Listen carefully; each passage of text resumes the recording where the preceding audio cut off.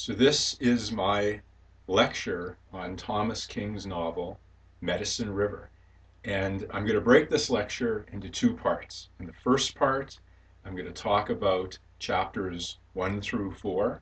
And in the second part, I'm going to focus on key themes, key subjects that are developed through the remainder of the book. But I'll start with saying a few things about the author, Thomas King. King was born in Sacramento, California in 1943 to a Greek-Swiss mother and a Cherokee father who abandoned the family when Thomas was 4. He grew up in near poverty in Roseville, California. After high school, he worked as a casino dealer, an ambulance driver, a bank teller. In 1964, he worked his way to Australia and New Zealand. He eventually became a photojournalist. He initially failed out of university in his first year, but in the late 1960s he returned to school and received his BA and MA in English literature from California State University. In 1986, he earned his PhD in English and American Studies at the University of Utah. In 1980, he moved to Lethbridge, where he taught Native Studies. While in Lethbridge, he began writing short stories. The characters in the stories were inspired by the local Blackfoot people that he befriended.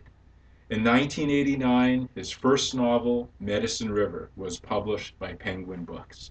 The novel emerged out of a series of short stories revolving around two characters. The main character, his name is Will, and Will's best friend, Harlan Big Bear. Medicine River won several awards, as did his 1993 work, Green Grass, Running Water. He wrote another novel in the 1990s, 1999's Truth and Bright Water.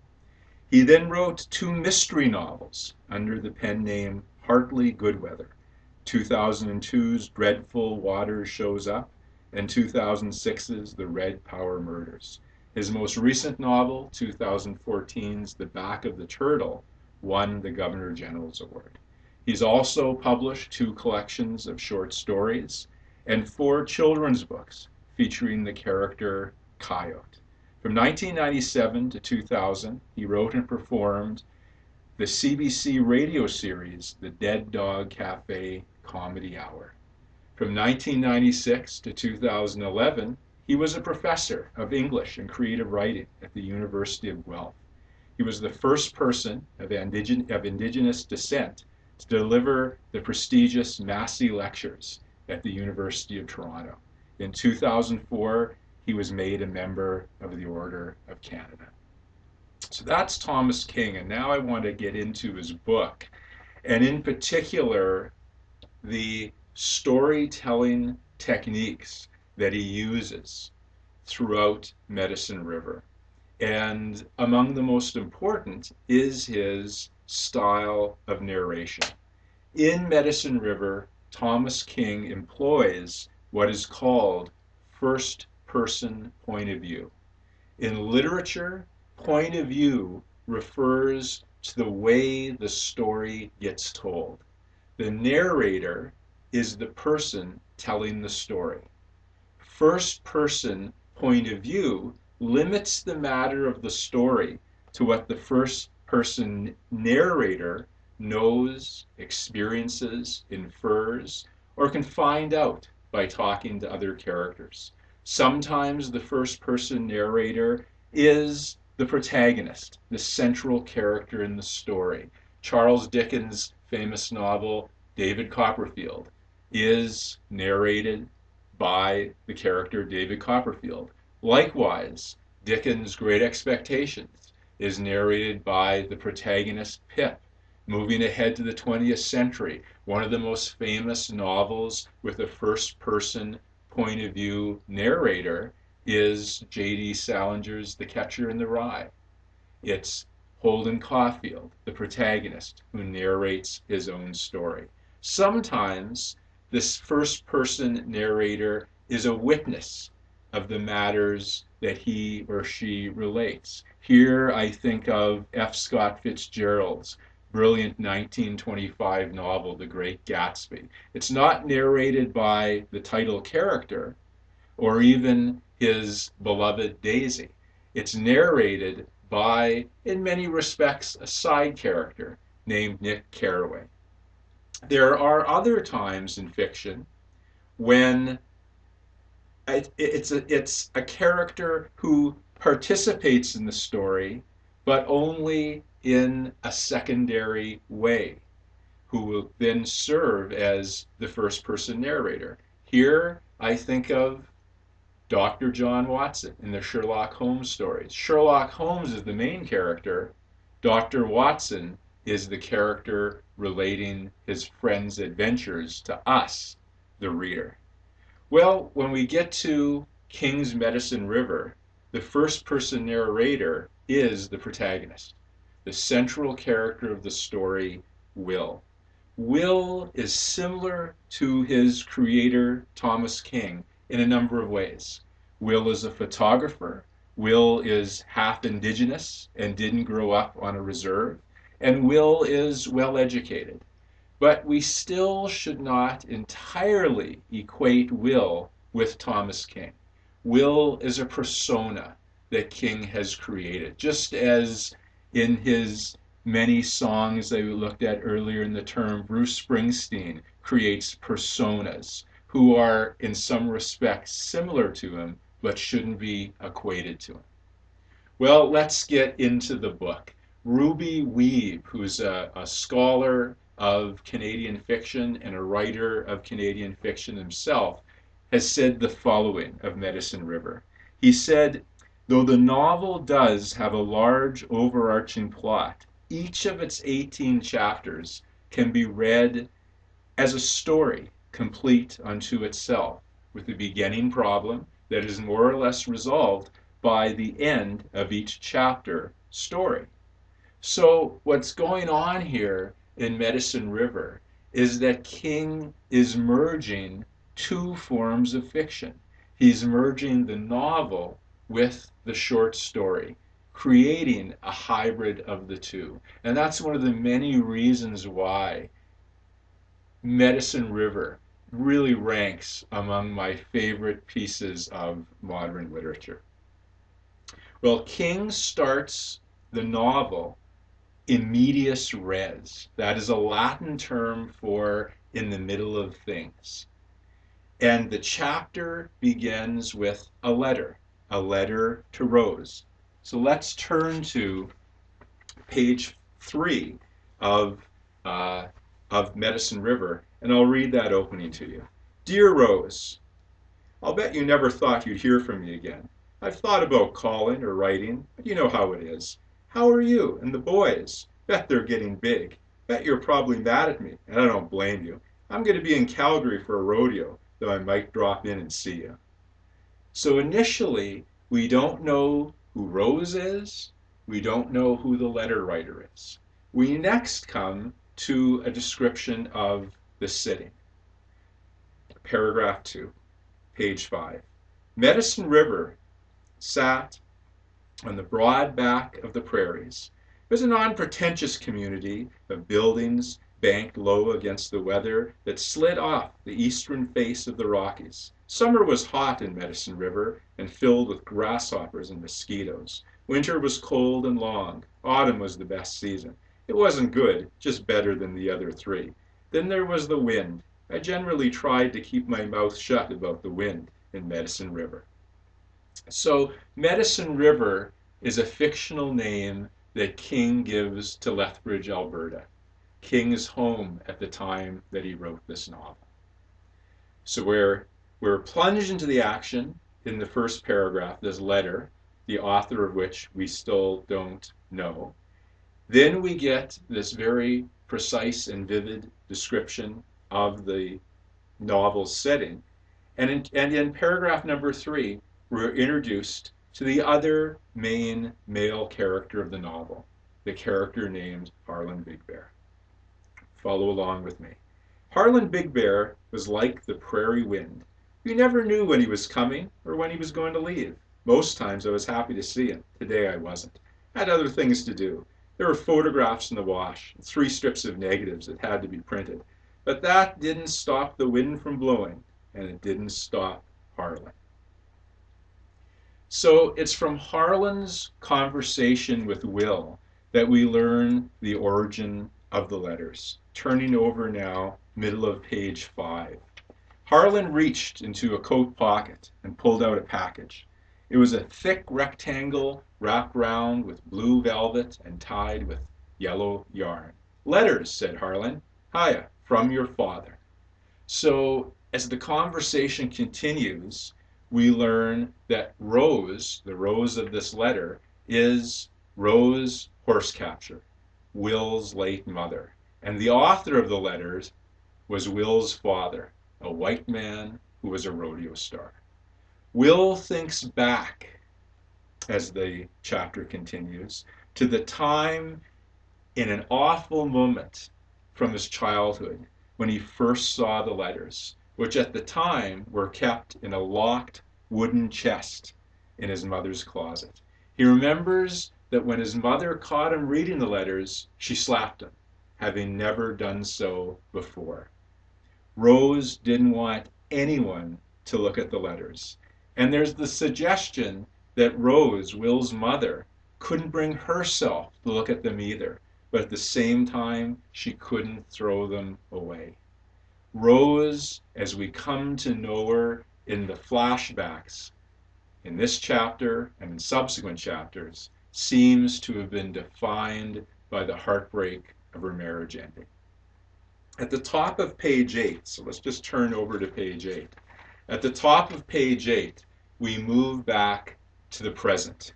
We learn that Will's father never followed through on many of his promises. And this is the top of page 8, and it's Harlan speaking. He says, "You ever see your father rodeo, Will?" Will responds, "No, he took off when I was about 4. He and George Harley were good friends. George says your father was a real good bronc rider." Harlan looked out the window towards the river. "You know, it was Harley introduced your mother to your father. Caught hell for it, too, from Granny Pete." And then Will replies, "Harlan, I don't even remember what my father looked like." And Harlan, not knowing when to shut up, says, "George says he was real good."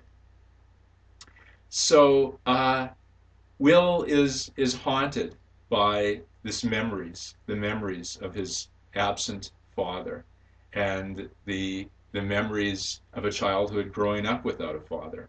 On page 9, we get more of those memories, and there's important information related as to why Will and his brother James grew up in Calgary, not on his mother's reserve. So this is near the top of page number 9. "We going back to the reserve?" James asked. This is Will's brother. "Maybe," I said. "No," said Maxwell. Maxwell is their cousin. "You can't. You guys have to live in town because you're not Indian anymore." "Sure we are," I said. "Same as you. Your mother married a white. Our father's dead." "Doesn't matter." I could feel my face get hot. "We can go on the reserve whenever we want. Sure we can get in a car and go right off the standoff." "Sure," said Maxwell. "You can do that, but you can't stay. It's the law."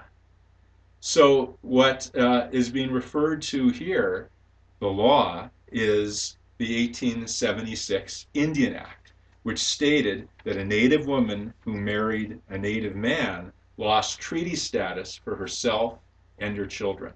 In 1985, Bill C-13 amended the law.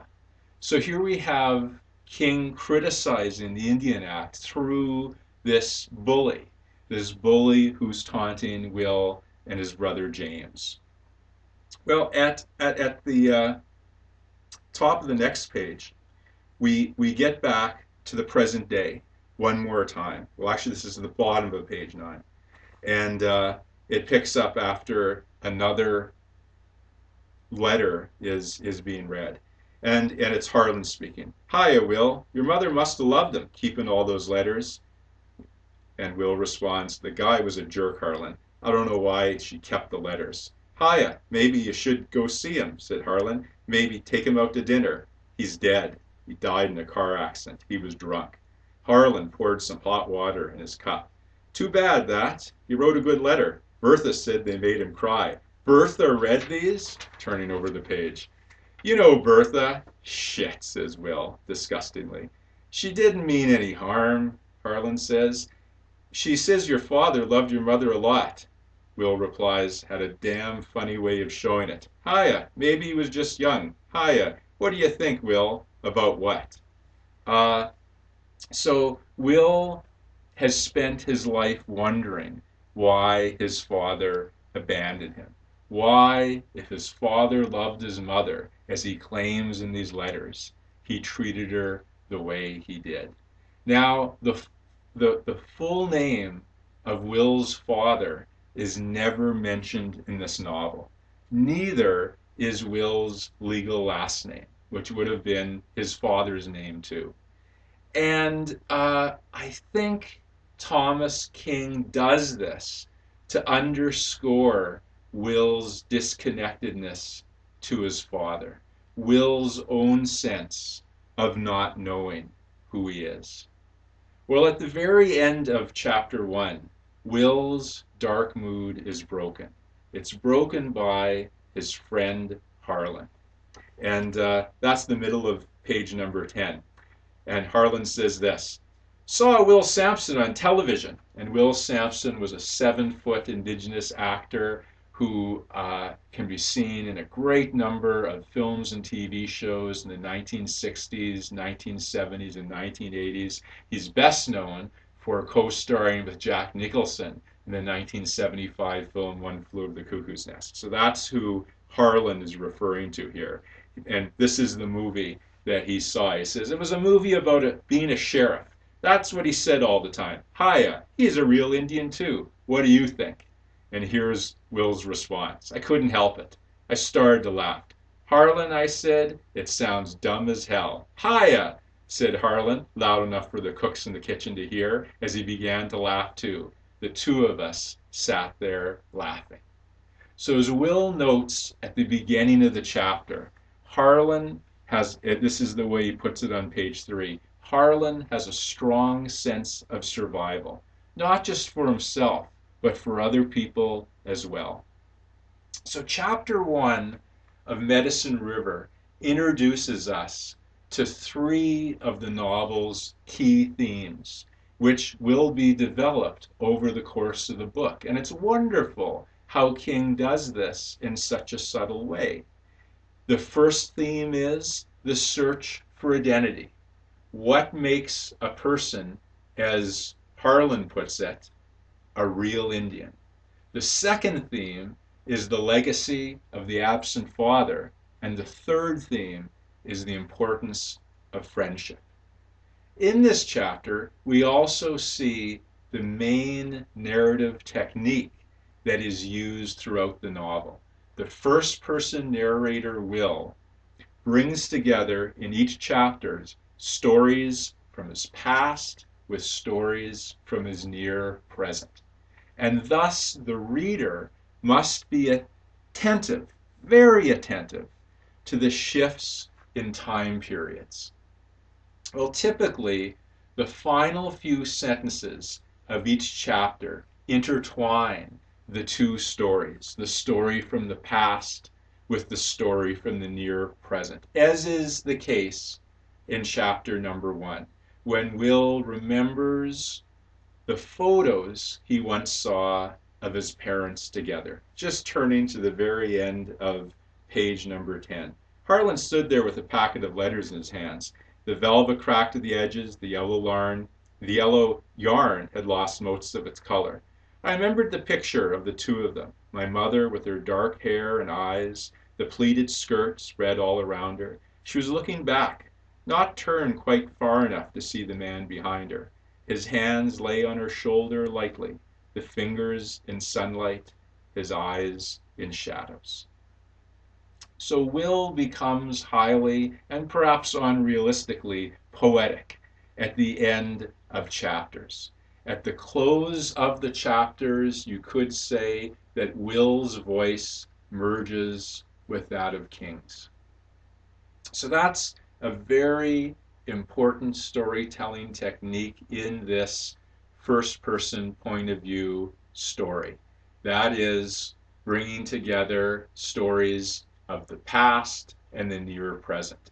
Still another key technique is presenting story information, important story information, that is the exposition, gradually and unobtrusively, usually through conversation between the characters.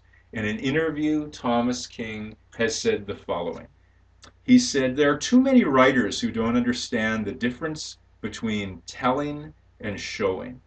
And if you constantly tell the reader what you're supposed to see, what you're supposed to believe, the fiction just dies." It's an awful thing, and avoiding this is something that's hard to teach. The difference between showing and telling. Thomas King shows. Thomas King presents the exposition, the information you need to know to understand what's going on with the characters. He presents that exposition in a very subtle way. Another important aspect of King's style is his language. King writes in very colloquial language. That is slang, informal language, conversational language. That is what King specializes in, much the same way as Bruce Springsteen does in his songs. So it's no wonder I'm a fan of King, since I've so long been a fan of Bruce. Well, King in that same interview pointed out the following. He says, "Language for me should be inclusive. You should try to create in your language a moment for everybody to be able to understand clearly what you mean. The guy who works at Walmart isn't going to understand hegemonic, which means the ruling or dominant force in the political state. I like," King continues, "I like language that is simple, that is clear, that is powerful. And I don't think you have to dress it up to make it powerful." The language of this novel is so crucial, the style of language in delivering the emotional impact that it does. Finally, on this discussion of King's style and his storytelling techniques, there's his emphasis on the ordinary. And in a different interview, King said he would like, quoting King, to see some very ordinary images, Indians doing ordinary things.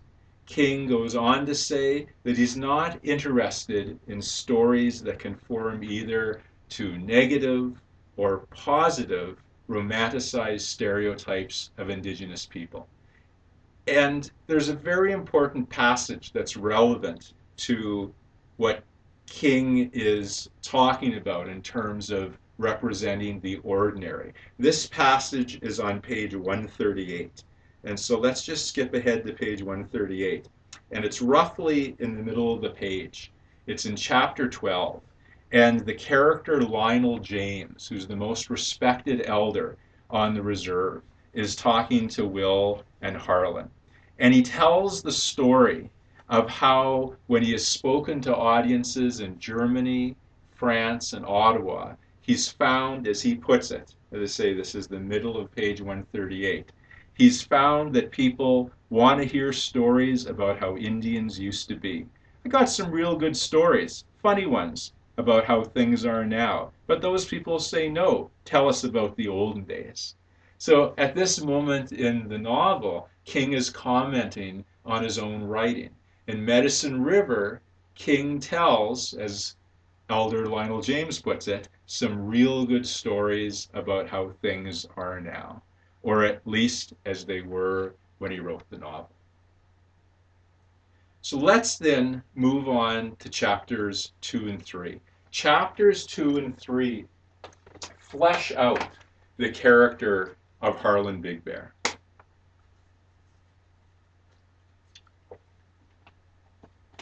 I love the opening to chapter 2. King is a master of opening and closing chapters. Chapter 2 begins with this sentence: Harlan Big Bear was my friend, and being Harlan's friend was hard. I can tell you that. The name Big Bear is significant.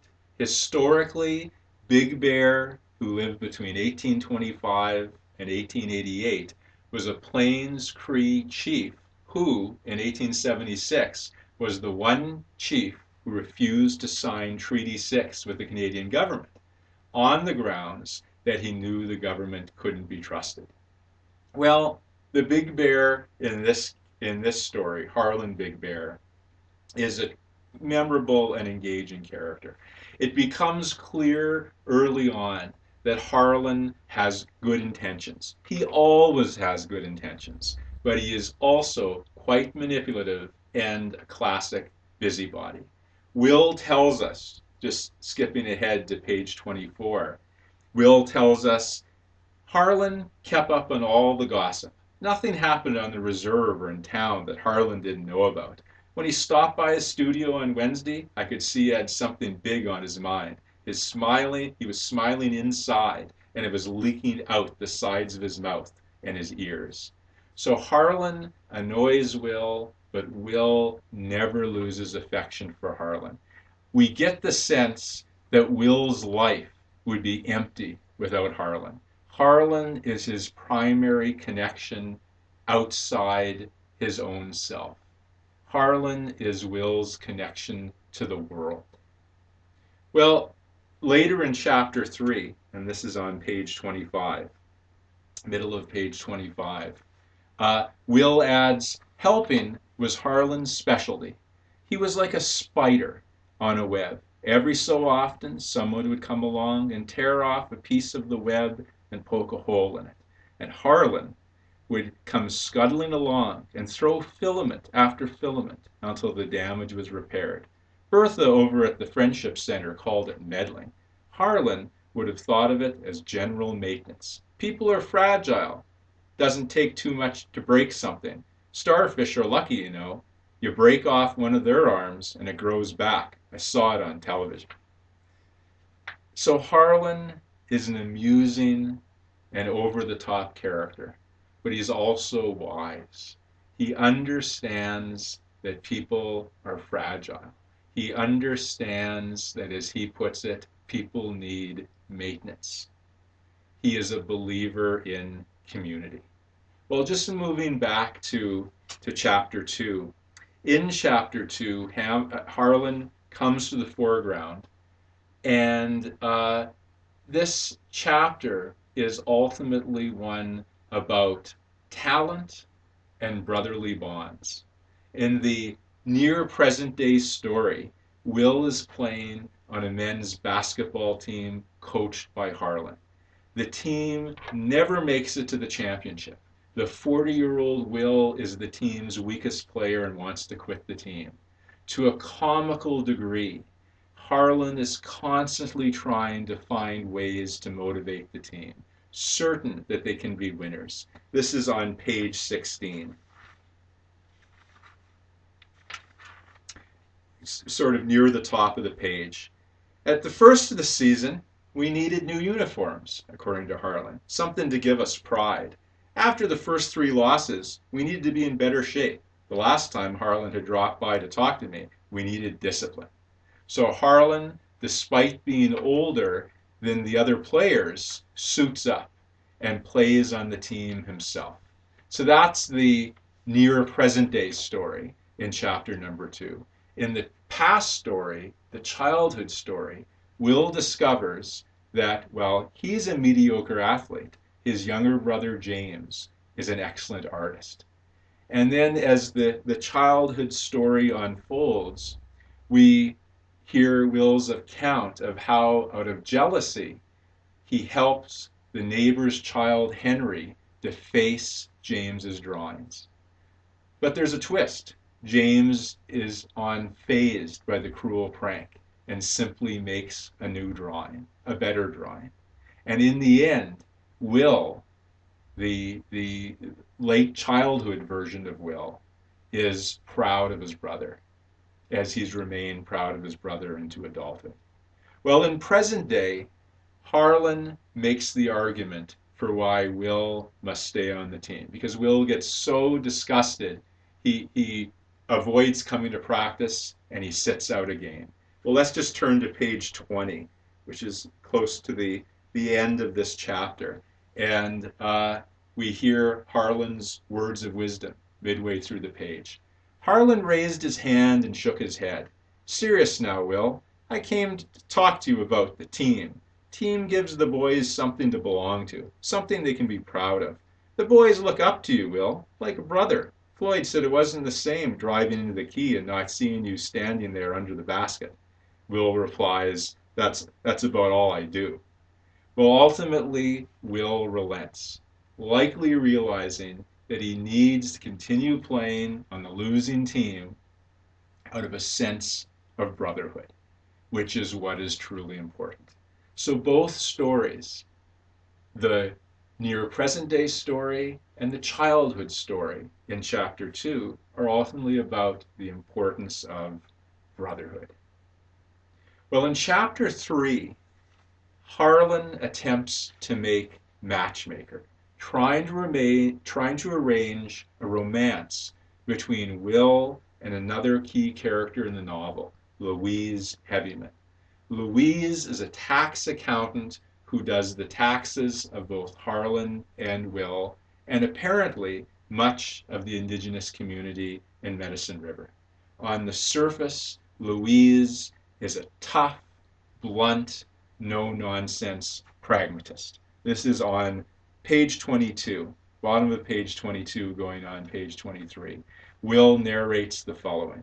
Jerry, and Jerry is their former tax accountant, Jerry liked to get paid at the same time he did your taxes. Not good business, giving out credit, Jerry told Harlan once. It'll just lower your self-esteem, and then he'd give you a pen. Louise wanted to get paid at the same time she did her taxes too, but she wasn't worried about self-esteem. I've got to pay rent, Louise says. I can't be spending my time chasing out to the reserve or tracking you guys down. As Harlan says later in the book, on page 174, Harlan describes Louise using the adjective formidable. And that's exactly what Louise is. There's a wonderful and telling exchange when Will and Louise prepare to go on a date. And this is deeper into chapter number 3.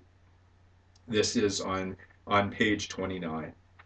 And Louise says this. This is sort of the first half of the page. I better eat at home, Louise said, but the movie sounds fine. They go to Revenge of the Nerds. What say I pick you up around 6:30? Where am I going to eat? Will says. Louise was a pretty good cook. I'm not big on vegetables, but I suppose they were getting better for the baby. Her car was more comfortable than my truck, and it still had most of its paint. I've been on dates where the woman used her own car. Normally, though, they always asked me if I wanted to drive. So their first official date sets the tone for the relationship. Well, the major plot development in chapter 3, unexpected plot development, is that Will learns that Louise is pregnant. The father is her ex-boyfriend Harold from Edmonton. And Louise and Harold have become estranged. When Louise gives birth to her daughter near the end of the chapter, we get two of the funniest and most touching moments in the entire book. The first one occurs near the top of page 34. Will is at the maternity ward, and the maternity ward is in the south wing of the Medicine River Hospital. When Will goes to visit the ward, we get this exchange, top of page 34, between Will and the nurse. The nurse says, I'll bet you have a name all picked out for her. Will thinks, all I could see was the big sign outside the maternity ward. Yeah, I said, feeling really good with the baby in my arms. We'll probably call her Southwing. I guess I expected the nurse to laugh, but she didn't. Is that a traditional Indian name? The nurse asks. I was just joking. No, the nurse said. I think it's a beautiful name. The little girl kept looking at me, and I just sat in the rocking chair in the nursery. The little girl, who's named by her mother, Wilma, comes to be called throughout this novel Southwind. Well, earlier in the chapter, and this is the second moving moment in the latter part of chapter 3. Earlier in the chapter, Harlan, redoubling his efforts at matchmaking, informs Will. This is on page 26, middle of the page. She's all alone, made a mistake, scared to death. Family will probably disown her, probably lose all her friends. So Will has this in mind when Louise gives birth to Southwing Wilma later in the chapter. So just moving back to page 34, middle of the page, Will is in the maternity ward and he discovers the truth of the situation. Read along with me. As I pushed the bassinet down the hall, I looked into the waiting room, but it was empty. Southwing was still awake and staring. I thought about Louise and her not having anyone, family angry with her, all her friends gone. Maybe it wouldn't be so bad, I thought. Maybe it could work out. There are times when I don't know why I bother to listen to Harlan. Louise was in 325C. So were her mother and father, 2 of her brothers, and all of her sisters, 3 of her aunts, a couple of people I didn't know, and Harlan, Floyd, Elwood, and Jack Powlis, who was squeezed up against the radiator. Louise and Will's relationship becomes one of the main plot elements that unifies the novel as a whole. I'll discuss that relationship again in part 2 of this lecture. It's a very unconventional relationship, but Will wisely seems to realize that the complications are worth it. The exchange at the end of this chapter, chapter 3, between the 2 would-be lovers is quite poignant. This is on page 35. And at this point, Louise is still in the hospital. This is the day after she gave birth. And they're looking at the newborn, Wilma / Southwing. She's beautiful, isn't she, Will? As soon as we get settled, I'll make dinner. Maybe we can go to a show too. Sure, Will responds. You understand, don't you, Will? And Will responds, the only way you can, sure. So we get these 2 chapters about friendship, these 2 chapters, chapters 2 and 3, filled with moments of light comedy. Then we get to chapter 4, and chapter 4 is very different. And before we delve into that chapter, I want to define still another storytelling device that King uses throughout Medicine River. King proves himself to be a master of what is called understatement. Understatement means deliberately representing something as much less in magnitude or importance than it really is. I'll define that again. Understatement is deliberately representing something as much less in magnitude or in importance than it really is. And understatement is especially prominent in the next chapter I want to look at, chapter 4. A chapter that makes a shocking and radical shift from domestic comedy, Will and Louise and Southwing in the maternity ward, to domestic tragedy. The subject of both stories in chapter number 4, the childhood story from the past, the story from Will's near present, is domestic violence. So let's turn to chapter number 4. It begins on page 36. I drove January Pretty Weasel out to the reserve for the funeral. Her arm was still in a sling, and Doc Calavano said the medication might make her drowsy. I didn't want to go, but January was kin, and it was her husband's funeral. He continues in the next paragraph. Jake had shot himself. January found him in bed with his shotgun. Harlan gave me all the details. Harlan, I don't need to know everything. Sorry, Will. He's remembering this conversation earlier with Harlan. Sorry, Will. Hard to tell half a story. RCMP wouldn't let anyone touch a thing for 2 days. Made the cleanup even harder. Everything had dried, you know. Why would they do that, Will? Make it real hard for Thelma and Bertha. Evidence, I guess. You think January shot him? Jake Prettyweasel used to come out every so often and scrimmage with the team. He even went to some of the tournaments with us. He was a good player, one of those natural athletes they tell you about on television. You know about these things, Will, Harlan said. Well, I just suppose Jake did that. Such a good friend to you and me and the rest of the boys. You know, he'd always buy the boys a beer, loan them a few dollars if they were short, always telling a joke and laughing. That was Jake. So we get this report of this incident. We learn something about the victim, the now deceased Jake Prettyweasel.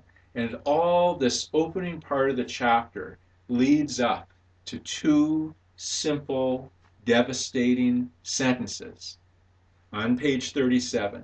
Simple and devastating, more so because of Will's use of understatement. This is the beginning of the final paragraph on page 37. Jake beat up January.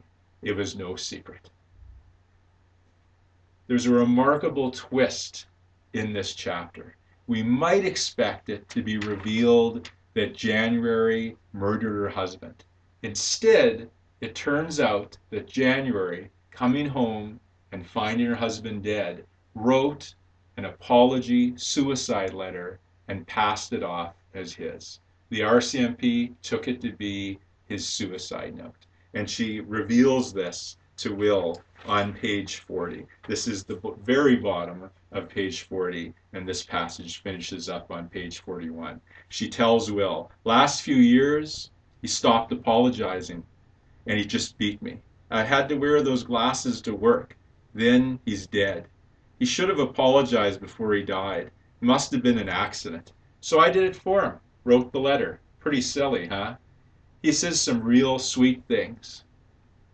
So in the story from Will's childhood that's presented in this chapter, he recalls his neighbor, Mrs. Oswald, a neighbor in his family's apartment building in Calgary. And Mrs. Oswald is described on page number 39. This is near the bottom of the page, second last paragraph. It was Lena, and this is Mrs. Oswald's daughter, a contemporary of the young Will, who told us that her father hadn't really died, that her mother was hiding from him because he beat her. The last time, Lena told us, he hurt his mother so bad she almost died. My mother just nodded when I told her about Mrs. Oswald, and she told me I should leave such things be, that it was best to let white people work out their own problems. Near the end of this chapter, chapter 4, there's a parallel passage in the story of Jake and January. You'll find throughout each chapter of Medicine River, King is using parallelism, is using juxtaposition, is comparing and contrasting the two stories that are unfolding, the story from childhood and the story from the present. Well, at the end of chapter number 4, we get this. This is starting at the bottom of page 41 and going on to page 42. And what is unfortunately a very realistic passage. The male abuser's friends blame the female victim. People like that, said Elwood, don't shoot themselves. Shit. Only mistake Jake made was turning his back on January. That women's liberation's what's doing it. Fellow put a woman in her place once in a while. Don't give her any call to shoot him. Hell, we'd all be dead. Leroy's sister was married to one of January's brothers. Sure, Jake pushed a little bit. That's what men do. But January should have said something. Jake would have stopped. No good letting things build up like that. One of the most powerful paragraphs in the entire book comes next. And this is near the top of page number 42. Everyone had an opinion, and most of them got back to January. Harlan and me figured that Jake probably shot himself, maybe because he hated himself for beating on January, or because he was angry at the time. He didn't have anyone else but himself to hit. Neither Harlan nor Will nor the reader will ever know for certain why Jake was such a horrible person. As the chapter and the story ends, it seems that everyone in Medicine River, including January, accept the comfortable lie that Jake cared for his family. So here's another one of the aspects of this book that for me make it one of the great works of modern fiction. And it's similar to Thompson Highway's play Red Sisters, the way in which the author, here Thomas King, combines the tragic with the comic. We laugh with these characters, particularly Harlan Big Bear, and then we get to a chapter like chapter 4. And we are presented very vividly the grim reality of domestic violence. All of it contained in this novel, all of it contained within the borders of this fictional town in Alberta, Medicine River. So I will pause the lecture right there, and in the second part, we'll look at how the story of Will and Harlan unfolds in the middle and final chapters of this great novel.